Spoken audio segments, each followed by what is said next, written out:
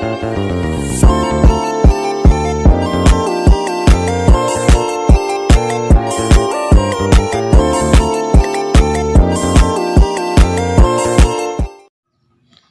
perkenalkan nama saya Lamhot Panjaitan, NIM 20104041, mata kuliah Dasar Manajemen Pendidikan, dosen pengampu nasib 2 Lumban Gaul MED.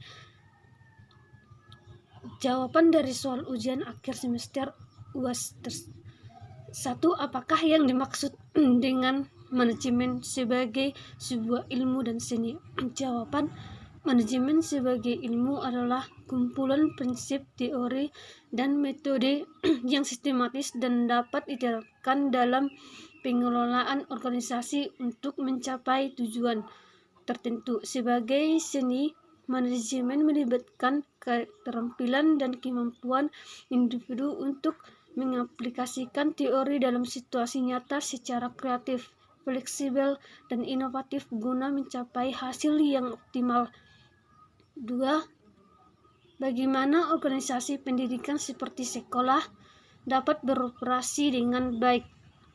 Jawaban: agar organisasi pendidikan seperti sekolah dapat beroperasi dengan baik, kepemimpinan yang efektif, pimpinan sekolah harus mampu memotivasi, memberi arahan, dan mengambil keputusan yang tepat.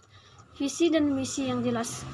Sekolah harus memiliki tujuan yang jelas untuk panduan seluruh aktivitas, pengelolaan sumber daya, pengelolaan tenaga pengajar, fasilitas, dan dana secara efisien. Komunikasi yang baik, komunikasi efektif antara guru, siswa, orang tua, dan masyarakat. Evaluasi berkelanjutan, melakukan monitoring dan evaluasi rutin untuk meningkatkan kualitas pendidikan. Yang ketiga, jelaskan perbedaan manajemen pendidikan dan manajemen pendidikan Kristen. Jawaban: manajemen pendidikan, proses pengelolaan pendidikan secara umum meliputi perencanaan, pengorganisasian, pelaksanaan, dan evaluasi untuk mencapai tujuan pendidikan yang sesuai dengan standar nasional atau internasional. Manajemen pendidikan Kristen, pengelolaan pendidikan yang berlandaskan nilai-nilai Kristen dengan tujuan tidak hanya mencerdaskan peserta didik, tetapi juga membangun karakter dan iman Kristen berdasarkan prinsip-prinsip Alkitab. 4. Gambarlah sebuah struktur organisasi sekolah dan berikan penjelasan terkait gambar tersebut. Jawaban: struktur organisasi sekolah. Contoh: 1. Kepala sekolah memimpin dan mengawasi seluruh aktivitas sekolah. 2. Wakil kepala sekolah membantu kepala sekolah dalam bidang kurikulum, kesiswaan, sarana prasarana, dan hubungan masyarakat. 3. Guru mengajar dan memberi bimbing siswa-siswi mata pelajaran. 4. Tata usaha, mengelola administrasi sekolah. 5. Siswa peserta didik yang mengikuti proses pembelajaran. 5. Jelaskan implementasi penerapan 14 prinsip manajemen Henry Fayol di sekolah. Jawaban: 1. Pembagian kerja. Tugas di sekolah dibagi sesuai spesialisasi. Kepala sekolah memimpin dan mengawasi jalannya pendidikan guru, mengajar sesuai mata pelajaran yang diampu. Staf administrasi mengelola administrasi seperti absensi dan pengarsipan. Yang kedua, siswa fokus belajar dan menyelesaikan tugas. 2. Wewenang dan tanggung jawab. Kepala sekolah memiliki wewenang untuk mengatur kebijakan dan bertanggung jawab atas keberhasilan operasional sekolah. Guru diberikan wewenang dalam pengelolaan kelas, tetapi bertanggung jawab memastikan siswa belajar dengan baik. 3. Disiplin. Guru dan staf mematuhi jadwal dan kode etik profesi. Siswa tunduk pada tata tertib sekolah, seperti hadir tepat waktu dan mengenakan seragam. 4. Kesatuan perintah. Setiap guru dan staf menerima arahan dari satu atasan langsung, biasanya kepala sekolah atau wakil kepala sekolah. Siswa juga mendapatkan instruksi dari wali kelas atau guru yang bersangkutan untuk menghindari kebingungan. 5. Kesatuan arah.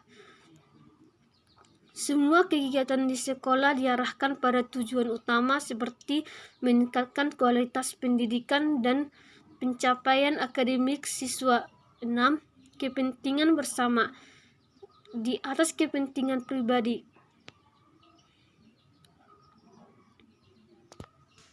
Semua pihak di sekolah, baik guru, staf maupun siswa, mengutamakan visi dan misi sekolah di atas kepentingan individu, seperti menjaga reputasi sekolah atau keberhasilan kegiatan bersama. 3. Penghargaan.